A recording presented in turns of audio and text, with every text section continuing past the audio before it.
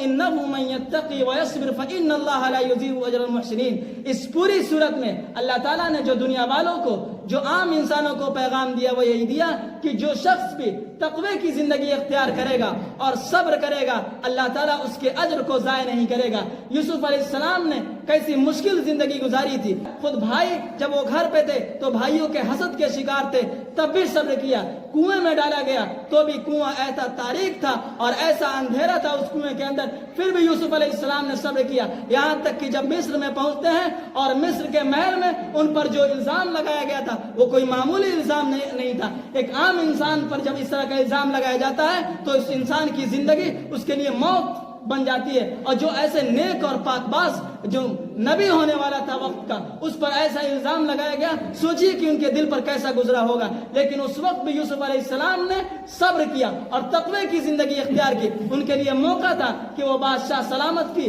اس عورت پر چاہتے تو اس کے ساتھ نعوذ باللہ غلط کر سکتے تھے، لیکن انہوں نے اللہ کو دیکھا اور اللہ کی نشانیاں دیکھی اور اس غلط ارادے سے انہوں نے توبہ کی اور ایک قدم بھی اپنا آگے نہیں بڑھایا، اس لیے کہ یوسف علیہ السلام نبی بنائے جانے والے تھے۔ نبی کی جو صفات ہوتی ہے وہ معمولی سے معمولی گناہوں سے بچتا ہے، یہ تو بہت بڑا گناہ تھا۔ یوسف علیہ السلام کا حال یہ تھا کہ وہ ان مجرموں کے پاس اور قیدیوں کے پاس جاتے، ان کی حالت معلوم کرتے، ان کو کسی قسم کی تکلیف ہوتی تو اس کو اپنے حد بھر صحیح کرتے اور درست کرتے، اور کوئی پریشان ہوتا تو اس کی پریشانی کو دور کرتے اپنی طاقت اور استطاعت کے مطابق۔ اسی دوران اس قید خانے میں دو اور قیدی آتے ہیں جو بادشاہ کے یہاں رہتے تھے، ایک بادشاہ کا ساقی تھا اور ایک بادشاہ کا باورچی تھا۔ ان دونوں کا جرم یہ تھا کہ ان دونوں نے بادشاہ کو زہر دینے کی کوشش کی تھی۔ یہ بات بادشاہ کو پتہ چلی تو بادشاہ نے ان کو قید خانے میں ڈلوا دیا۔ ان دونوں نے ایک دن یہ خواب دیکھا اس قید خانے میں کہ ایک ہے وہ شراب کو نچوڑ رہا ہے اور دوسرا ہے جو اپنے سر پر روٹی کی ٹوکری لیے ہوا ہے اور اس ٹوکری سے پرندے روٹی نوچ نوچ کر کھا رہے ہیں۔ لہذا ان دونوں نے یہ مناسب سمجھا کہ چلتے ہیں یوسف علیہ السلام کے پاس، چونکہ وہ نیک تھے اور نیک دل تھے، اس لیے وہ دونوں یوسف علیہ السلام کے پاس گئے اور انہوں نے اپنے خواب کا ذکر کیا۔ تو یوسف علیہ السلام نے ان کو یہ بتایا کہ تم میں سے ایک شخص وہ ہے جو بچ جائے گا اور رہا کر دیا جائے گا جیل سے، اور ایک کو پھانسی ہوگی اور اس پھانسی کے نتیجے میں اس کے جسم کو پرندے نوچ نوچ کر کھائیں گے۔ لیکن یوسف علیہ السلام نے حکمت سے کام لیا، بتایا نہیں کہ کس کو پھانسی ہوگی اور کس کو رہا کیا جائے گا، لیکن ان دونوں کو یہ بات پتہ چل گئی کہ ایک کو پھانسی ہوگی، جو بادشاہ کا ساقی تھا، جو بادشاہ کو شراب پلایا کرتا تھا، اس کو رہا کر دیا جائے گا، اور جس نے اپنے سر پر ٹوکری اٹھا رکھی تھی اس کو سولی ہوگی اور پرندے اس کے جسم کو نوچ نوچ کر کھائیں گے۔ اور یہی ہوا، لیکن جس کو رہا کیا جانا تھا اس سے یوسف علیہ السلام نے یہ کہا کہ جب تم جیل سے رہا ہو جانا اور قید خانے سے باہر نکلنا تو بادشاہ کے پاس ضرور میرا تذکرہ کرنا اور ان سے کہنا کہ وہ بری ہیں اور وہ بے گناہ ہیں، خواہ مخواہ ان کو جیل میں ڈالے ہوئے ہیں۔ لیکن جو ہی وہ باہر نکلا قید خانے سے، وہ سب بھول گیا کہ یوسف علیہ السلام کا کیا پیغام ہے جو بادشاہ کو پہنچانا ہے۔ تقریباً 7 سال ہو گئے۔ اب اس 7 سال کی مدت کے بعد خود بادشاہ نے، جو مصر کا بادشاہ تھا، وزیر خزانہ تھا، اس نے یہ ایک خواب دیکھا، اور اس نے خواب یہ دیکھا کہ 7 موٹی گائیں ہیں جن کو 7 کمزور گائیں کھا رہی ہیں۔ اب اس خواب میں یہ بھی دیکھا کہ 7 ہری بھری ٹہنیاں ہیں گیہوں کی اور 7 سوکھی ہوئی بالیاں ہیں۔ خواب کو جب یہ دیکھا اور اس مصر میں اس کا چرچا ہوا کہ بادشاہ نے یہ خواب دیکھا ہے، تو اس قیدی کے پاس جس کو یوسف علیہ السلام نے یہ تعبیر بتلائی تھی اور وہ قید خانے سے رہا ہو گیا تھا، اس قیدی کو یاد آیا یوسف علیہ السلام کا وہ پیغام کہ یوسف علیہ السلام نے تو ہم سے یہ کہا تھا کہ ہمارا تذکرہ بادشاہ کے پاس کرنا، ہم تو بھول گئے تھے۔ لہذا وہ بادشاہ کے پاس دوڑا دوڑا آیا اور بادشاہ سے پوچھا کہ آپ نے جو خواب دیکھا ہے، ایک شخص ہے جو اس کی تعبیر بتا سکتا ہے، ایک شخص ہے جو اس کے بارے میں اس کی حقیقت بتا سکتا ہے۔ لہذا اس نے بادشاہ سے اجازت لی اور قید خانے کی طرف آیا اور یوسف علیہ السلام سے یہ کہا کہ ہمارے ملک کے بادشاہ اور مصر کے بادشاہ نے یہ خواب دیکھا ہے کہ 7 موٹی بیلیں ہیں یا 7 موٹی گائیں ہیں جن کو کمزور 7 گائیں کھائے جا رہی ہیں، اور 7 ہری بھری گیہوں کی بالیاں ہیں اور 7 خشک بالیاں ہیں۔ یوسف علیہ السلام نے خواب کی تعبیر بتلا دی کہ اس خواب کی تعبیر یہ ہے کہ 7 سال تک ملک کے مصر میں خوب کھیتی ہوگی اور خوب غلہ اگے گا، اور پھر 7 سال جو اس کے بعد آئیں گے وہ قحط سالی کے ہوں گے جس میں غلے کی پیداوار نہیں ہوگی، اور اس سے بچاؤ کا صرف یہی ایک ذریعہ ہو سکتا ہے کہ شروع کے 7 سالوں میں خوب لوگ غلہ اگائیں اور فصل خوب زیادہ سے زیادہ لگائیں، اور اس کا کچھ حصہ اپنے پاس ذخیرہ رکھیں اور کچھ سرکاری خزانے میں رکھیں، تاکہ جب بعد کے 7 سال جو قحط سالی کے ہوں گے جس میں پیداوار نہیں ہوگی، ان جمع کیے ہوئے غلے سے کام چلے گا۔ لہذا وہ شخص، وہ قیدی جو رہا ہوا تھا، اس نے جا کر بادشاہ سے کہا۔ جو ہی بادشاہ کو یہ معلوم ہوا تو بادشاہ نے فوراً اپنا قاصد بھیجا اور کہا کہ اس شخص کو لایا جائے۔ لہذا بادشاہ کا قاصد یوسف علیہ السلام کے پاس پہنچتا ہے کہ بادشاہ نے آپ کو بلوایا ہے اور بادشاہ نے آپ کو طلب کیا ہے۔ تو یوسف علیہ السلام چونکہ نبی تھے وہ فوراً قید خانے سے باہر نہیں آتے ہیں، لیکن یوسف علیہ السلام نے اس قاصد سے یہ کہا کہ جاؤ بادشاہ سے پوچھو کہ ان عورتوں کا کیا ہوا جن عورتوں نے مجھ پر الزام لگایا تھا۔ لہذا بادشاہ کا یہ قاصد پھر بادشاہ کے پاس پہنچتا ہے اور یہ کہتا ہے کہ یوسف علیہ السلام کا یہ مطالبہ ہے، ان کا یہ سوال ہے کہ ان عورتوں کے ساتھ کیا ہوا جنہوں نے ہم پر الزام لگایا تھا۔ بادشاہ ان کو طلب کرتا ہے اور کہتا ہے کہ جاؤ یوسف علیہ السلام سے کہو کہ ان عورتوں نے اپنے جرم کا اقرار کر لیا ہے، اس لیے آپ جیل سے باہر آ جائیے۔ لہذا یہ سن کر یوسف علیہ السلام جیل سے باہر آتے ہیں، اور یوسف علیہ السلام نے بادشاہ کو یہ پیغام اس لیے بھیجوایا کہ جاؤ ان عورتوں کے بارے میں پوچھو تاکہ لوگوں کو یہ معلوم چل جائے کہ یوسف علیہ السلام بری ہیں، یوسف علیہ السلام بے گناہ ہیں۔ اگر اسی طرح وہ فوراً جیل سے دوڑے ہوئے باہر آ جاتے تو بہت سارے لوگوں کے دلوں میں یہ شکوک ہوتے کہ یہ وہی شخص ہے جس نے بادشاہ کی عورت کے ساتھ غلط طرح کی نگاہ اٹھائی تھی، یہ وہی شخص ہے جس نے مصر کی عورتوں پر غلط نگاہ ڈالی تھی۔ لہذا یوسف علیہ السلام نے یہ ثابت کرنے کے لیے کہ وہ مجرم نہیں ہے، وہ بے گناہ ہے اور وہ بری ہیں، اس لیے کہا کہ جاؤ پہلے یہ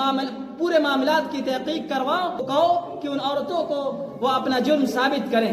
لہذا یوسف علیہ السلام نے اس لیے یہ کہا۔ پھر اس کے بعد بادشاہ کے پاس آتے ہیں، بادشاہ نے اپنے خواب کا ذکر کیا، یوسف علیہ السلام نے ان کو خواب کی تعبیر بتلا دی اور تدبیر بھی بتائی کہ کس طرح بچا جائے گا۔ لہذا بادشاہ نے یہ کہا کہ پھر ہم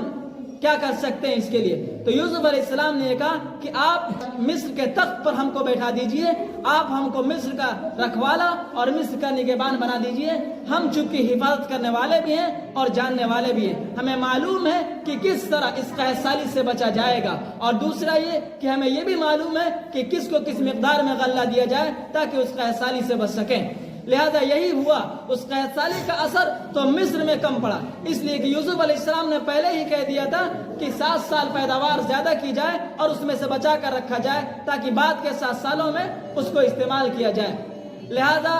جب قحط سالی ہوئی تو مصر کے باہر بھی اس کا اثر ہوا، یہاں تک کہ شام تک جہاں جو یوسف علیہ السلام کا وطن تھا وہاں تک اس کا اثر ہوا۔ اب دور دور تک یہ بات پہنچ گئی اور یوسف علیہ السلام اب پورے مصر کے خزانے کے مالک بن بیٹھے تھے۔ لہذا دور دور سے لوگ یہ آتے تھے یوسف علیہ السلام کے پاس کہ ہمیں غلہ دے دیے۔ لہذا یوسف علیہ السلام نے یہ کیا تھا کہ کچھ قیمت متعین کر دی تھی کہ اتنے روپے میں اتنا غلہ دیا جائے گا، اور ایک شخص کو صرف 1 اونٹ پر جتنا لگ سکتا ہے اتنا غلہ دیا جاتا۔ یہ بات سن کر جب پورے اس مصر کے آس پاس میں قحط سالی کا زمانہ شروع ہوا تو یہ بات سن کر ان کے بھائی بھی آئے یوسف علیہ السلام کے پاس۔ ان کو یہ معلوم نہیں تھا کہ یہ یوسف علیہ السلام ہے، لیکن چونکہ 7 سال کی عمر میں کنویں میں ڈالا تھا اور تقریباً 40 سال وہ تھے جو جیل کے بعد کا زمانہ تھا، 47 سال کے بعد وہ آتے ہیں یوسف علیہ السلام کے پاس تو یوسف علیہ السلام کا حلیہ تو ایک دم ان کی شکل و صورت بدل گئی ہوگی۔ وہ لوگ یوسف علیہ السلام کو پہچان نہیں سکے، لیکن یوسف علیہ السلام نے کسی طرح پہچان لیا، لیکن کسی طرح تحقیق کرنے کے لیے تاکہ ان کی زبان سے سن سکے کہ یہ کون لوگ ہیں۔ یوسف علیہ السلام نے طرح طرح کے سوال کیے. ان سے یہ پوچھا کہ تم کہاں کے ہو؟ تو انہوں نے کہا کہ ہم لوگ کنعان کے رہنے والے ہیں. ان سے کہا کہ کیسے ہم مان لیں کہ تم کنعان کے ہو سکتا ہے کہ تم کسی کے جاسوس ہو. انہوں نے کہا نہیں بادشاہ سلامت، ہم کنعان کے ہیں. ہم 12 بھائی تھے، ایک بھائی ان میں وہ تھا جس کو بھیڑیے نے کھا لیا، یا وہ ساتھ میں جنگل میں گیا تھا اور گم ہو گیا. خود ان بھائیوں نے یوسف علیہ السلام سے یہ کہا کہ 12 بھائی تھے، ایک بھائی چھوٹا بھائی ہے جو والد صاحب کے پاس ہے، اور ایک بھائی جنگل میں گم ہو گیا تھا. اس طرح یوسف علیہ السلام نے ان سے تحقیق کی اور وہ بتا دیے کہ ہم کون لوگ ہیں. یوسف علیہ السلام نے ان کو غلہ دیا، اور ان کو غلہ دینے کے بعد جو کچھ وہ قیمت لے کر آئے ہوئے تھے اس غلہ کے بدلے دینے کے لیے ان کے سامان میں ان کی قیمتوں کو واپس کروا دیا، اور ان کو خبر نہیں کی تاکہ وہ لوگ جائیں گھر تو گھر کھول کر دیکھیں. اس لیے یہ کیا تاکہ وہ گھر کھول کر جب دیکھیں گے کہ اس بادشاہ نے تو غلہ بھی دیا اور پیسے بھی واپس کر دیے، تو دوبارہ پھر یہ آئیں کسی بہانے سے. اور اس لیے بھی دے دیے تاکہ ان کے پاس پیسے ہوں گے تبھی تو دوبارہ پھر غلہ لینے کے لیے ہمارے پاس آئیں گے. بہرحال وہ لوگ غلہ کھولتے ہیں اور اس میں دیکھتے ہیں اس طرح کی بات. لیکن یوسف علیہ السلام نے یہ بھی معلوم کیا تھا کہ ان کا ایک چھوٹا بھائی ہے جو والد صاحب کے پاس ہے، تو یہ شرط لگا دی کہ دوبارہ جب آنا تو اپنے بھائی کو بھی ساتھ میں لے کر آنا ورنہ غلہ نہیں دیا جائے گا. لہذا وہ اپنے والد صاحب کے پاس جاتے ہیں اور کہتے ہیں کہ انہوں نے چھوٹے بھائی کو بھی طلب کیا ہے. تو والد صاحب بالکل تیار نہیں ہو رہے تھے یعقوب علیہ السلام، لیکن کسی طرح ان کے کہنے کی وجہ سے چونکہ مجبوری تھی، گھر پہ کچھ کھانے کو نہیں تھا، بنیامین کو دوبارہ بھیج دیا اور کہا کہ الگ الگ دروازوں سے جانا تاکہ تم پر کوئی کسی طرح کی غلط نگاہ نہ ڈالے. لہذا وہ بھائی کو لے کر بنیامین کو لے کر جاتے ہیں اس مصر میں دوبارہ غلہ لینے کے لیے. اور یوسف علیہ السلام نے بنیامین کو الگ بلایا اور بتایا کہ میں یوسف ہوں، میں تمہارا بھائی ہوں. تو بنیامین پہچان گئے. وہ خود تیار نہیں ہوئے کہ کسی طرح وہ اپنے بھائیوں کے ساتھ واپس ہوں، بلکہ وہ یوسف علیہ السلام کے پاس رہنے کو تیار ہوئے. تو یوسف علیہ السلام نے یہ تدبیر کی کہ جو ان کو سامان دیا، بنیامین کو جو غلہ دیا، اس میں اپنا پیالہ ڈال دیا اور قافلے کو ان کے بھائیوں کو روانہ کر دیا کہ جائیں. جو ہی وہ شہر سے کچھ باہر نکلتے ہیں تو یہ آواز لگائی گئی کہ بادشاہ سلامت کا پیالہ چوری ہوا ہے. لہذا بادشاہ کے کارندے وہ اس پیالے کو تلاش کرنے کے لیے آتے ہیں. تو بنیامین کے سامان میں ان کے غلے میں وہ پیالہ نکلتا ہے. تو اس وقت قانون یہ تھا کہ جو چوری کرے بادشاہ اس کو اپنے پاس قید کر لے. لہذا بادشاہ نے بنیامین کو روک لیا، یوسف علیہ السلام نے بنیامین کو روک لیا. بھائیوں نے بڑی التجا کی، بڑی منت کی کہ کسی طرح اس بھائی کو چھوڑ دیجئے، ہمارے بھائی کو، اس لیے کہ میرے ایک بھائی جو بچپن میں گم ہو گیا تھا، روتے روتے والد صاحب اس کے غم میں انہوں نے اپنی آنکھ، اپنی بینائی کھو دی ہے. اب اگر اس کو بھی نہیں لے جائیں گے تو یعنی میرے والد پر بڑا ہی گرا گزرے گا اور وہ ہم لوگوں کو بہت برا بھلا کہیں گے. لیکن انہوں نے چھوڑا نہیں، کہا کہ جاؤ تم لوگ کسی طرح جاؤ. خبر بھیجوا دی. بڑا بھائی تھا، وہ کہتا تھا کہ ہم تو والد صاحب کے پاس نہیں جائیں گے، تم ہی لوگ جاؤ. لیکن بہرحال کسی طرح وہ والد صاحب کے پاس گئے اور کہا کہ ان کو بھائی کو بھی، میرے یعنی ہم لوگ کے چھوٹے بھائی بنیامین کو یوسف علیہ السلام نے یا بادشاہ نے روک لیا ہے. تو اب یعقوب علیہ السلام کیا کرتے؟ انہوں نے ایک خط لکھا اس بادشاہ کے نام، جو غلہ دیتا تھا، یعنی خود یوسف علیہ السلام کے نام. وہ جانتے تھوڑی تھے کہ یوسف علیہ السلام ہے جو غلہ بانٹ رہے ہیں. انہوں نے خط لکھا اور کہا کہ آپ جانتے ہیں میرے دادا ابراہیم خلیل اللہ ہیں، وہ بھی بڑی آزمائش سے گزرے ہیں. اسی طرح میرے والد اسحاق ہیں، وہ بھی بڑی آزمائش سے گزرے ہیں. اور میں خود یعقوب ہوں. میرا ایک بڑا بیٹا نہ جانے کب سے گم ہے، اس کے غم میں روتے روتے میری آنکھوں کی بینائی چلی گئی ہے. یہ خط جب یوسف علیہ السلام کے پاس ان کے بھائی لے کر پہنچتے ہیں تو اس خط کو پڑھنے کے بعد یوسف علیہ السلام کی آنکھیں بھر آئی. انہوں نے کہا کہ اچھا یہ بات ہے. لہذا انہوں نے اپنے بھائیوں سے کہا کہ میں یوسف ہوں، کیا تم لوگ مجھے جانتے ہو؟ تو انہوں نے کہا قالوا اِنَّكَ لَأَنْتَ یوسف، کیا آپ یوسف ہیں؟ تو کہا ہاں میں یوسف ہوں. تو وہ سب کے سب حیرت میں پڑ گئے کہ جس شخص کو ہم نے اس طرح سے کنویں میں ڈالا تھا، کیسے وہ شخص بچ گیا، اور بچتے بچتے اس کا یہ مقام کہ وہ مصر کے تخت پر اس وقت فائز ہے. تو یوسف علیہ السلام نے اپنے والد صاحب کے پاس اپنی قمیص ان بھائیوں سے بھیجوائی. کہا کہ یہ قمیص ان کی نگاہ پر، ان کی آنکھوں پر ڈالنا، اس کی وجہ سے ان کی بینائی ختم ہو جائے گی، ان کی بینائی واپس آ جائے گی. لہذا وہ قمیص لے کر، ان کا کرتا لے کر اپنے والد کے پاس پہنچتے ہیں اور ان کی آنکھوں کی روشنی دوبارہ واپس آ گئی. اور وہ سب کے سب اپنے والد کو لے کر پھر مصر میں آتے ہیں. اور مصر کے تخت پر یوسف علیہ السلام بیٹھے ہوئے تھے، اور وہ سب کے سب بھائی جتنے تھے وہ سب یوسف علیہ السلام کے سامنے سجدے میں پڑ گئے، یہاں تک کہ آپ کے والد اور آپ کی والدہ وہ سب کے سب سجدے میں پڑ گئے، اور وہ 11 بھائی تھے اور ان کی والدہ اور ان کے والد، اور اللہ تعالیٰ نے جو کہا تھا اور جو یوسف علیہ السلام نے خواب دیکھا تھا کہ میں دیکھتا ہوں کہ 11 ستارے اور سورج اور چاند تک مجھے سجدہ کر رہے ہیں، تو یہ وہی خواب تھا جو یوسف علیہ السلام نے دیکھا تھا کہ یوسف علیہ السلام مصر کے تخت پر تھے اور ان کے بھائی ان کے سامنے سجدے میں تھے، اور ان کے والد اور ان کے والدہ اس وقت ان کے سامنے سجدے میں تھے۔ اس طرح یوسف علیہ السلام کی خواب کی تعبیر ہوتی ہے، اِنَّهُ مَن يَتَّقِي وَيَصْبِرْ فَإِنَّ اللَّهَ لَا يُضِيعُ أَجْرَ الْمُحْسِنِينَ۔ اس پوری صورت میں اللہ تعالیٰ نے جو دنیا والوں کو، جو عام انسانوں کو پیغام دیا وہ یہی دیا کہ جو شخص بھی تقوی کی زندگی اختیار کرے گا اور صبر کرے گا، اللہ تعالیٰ اس کے اجر کو ضائع نہیں کرے گا۔ یوسف علیہ السلام نے کیسی مشکل زندگی گزاری تھی، خود بھائی جب وہ گھر پہ تھے تو بھائیوں کے حسد کے شکار تھے، تب بھی صبر کیا، کنویں میں ڈالا گیا تو بھی کنواں ایسا تاریک تھا اور ایسا اندھیرا تھا اس کنویں کے اندر، پھر بھی یوسف علیہ السلام نے صبر کیا، یہاں تک کہ جب مصر میں پہنچتے ہیں اور مصر کے محل میں ان پر جو الزام لگایا گیا تھا وہ کوئی معمولی الزام نہیں تھا۔ ایک عام انسان پر جب اس طرح کا الزام لگایا جاتا ہے تو اس انسان کی زندگی اس کے لیے موت بن جاتی ہے، اور جو ایسے نیک اور پاک باز جو نبی ہونے والا تھا وقت کا، اس پر ایسا الزام لگایا گیا، سوچیے کہ ان کے دل پر کیسا گزرا ہوگا۔ لیکن اس وقت بھی یوسف علیہ السلام نے صبر کیا اور تقوی کی زندگی اختیار کی۔ ان کے لیے موقع تھا کہ وہ بادشاہ سلامت کی اس عورت پر چاہتے تو اس کے ساتھ نعوذ باللہ غلط کر سکتے تھے، لیکن انہوں نے اللہ کو دیکھا اور اللہ کی نشانیاں دیکھی اور اس غلط ارادے سے انہوں نے توبہ کی اور ایک قدم بھی اپنا آگے نہیں بڑھایا، اس لیے کہ یوسف علیہ السلام نبی بنائے جانے والے تھے۔ نبی کی جو صفات ہوتی ہے وہ معمولی سے معمولی گناہوں سے بچتا ہے، یہ تو بہت بڑا گناہ تھا۔ اِنَّهُ مَن يَتَّقِي، اللہ تعالیٰ نے دنیا والوں کو یہ پیغام دیا، جو تقوی کی زندگی اختیار کرنا چاہے، جو بچنا چاہے، اللہ تعالیٰ اس کے لیے ہزاروں راستے ایسے اس کے سامنے کھول دیتے ہیں کہ وہ گھرا ہوا ہو، گناہوں میں گھرا ہوا ہو، لیکن پھر بھی اللہ تعالیٰ اس کو بچا لیتا ہے۔ وَيَصْبِرْ، اور جو صبر کرتا ہے، کہ وہی بھائی جنہوں نے اپنے بھائیوں کے خلاف سازش کی تھی، وہ کچھ ہی دنوں کے بعد، کچھ ہی لمحوں کے بعد، کچھ ہی سالوں کے بعد اس بھائی کے پاس جاتے ہیں اور اپنا ہاتھ پھیلاتے ہیں، اپنا دامن پھیلاتے ہیں اور کہتے ہیں کہ آپ ہمیں کچھ دے دیجئے تاکہ ہم اپنی زندگی گزار سکیں، تاکہ ہم اپنے آپ کو زندہ رکھ سکیں۔ آپ سوچئے کہ نبی کا گھرانہ، نبی کا خاندان کس طرح درماندہ ہوا اور اپنے آپ کو لاچار اور کمزور اور بے بس کر کے ایک ایسے سخت کے ہاتھوں میں ڈالے ہوا ہے کہ آپ کے بغیر ہم جی نہیں سکتے، اگر آپ نے غلہ نہیں دیا تو ہم سب کے سب مر جائیں گے۔ تو اس بھائی کے سامنے ان لوگوں نے جنہوں نے خود اپنے بھائی کے خلاف سازش کی تھی، وہ جاتے ہیں اور اپنی لاچاری کا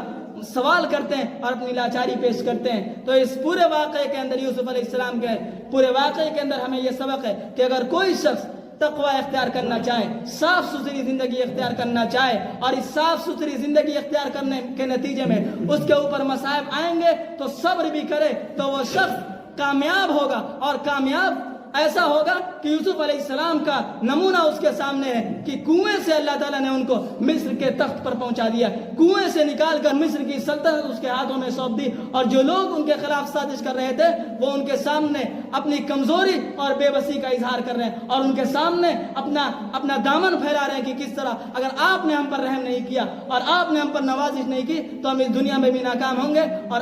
آخرت تو ناکام ہوگی۔ اس لیے اس واقعے کو سامنے رکھیے اور یوسف علیہ السلام کی زندگی کو سامنے رکھیے، اس سے سبق لے انسان کہ انسان اگر نیک بننا چاہے تو اللہ تعالیٰ ہزاروں راستے اس کے لیے کھول دیتے ہیں۔ اللہ تعالیٰ ہمیں اس واقعے سے سمجھ کی توفیق نصیب فرمائے، آمین۔ وآخر دعوانا ان الحمد للہ رب العالمین۔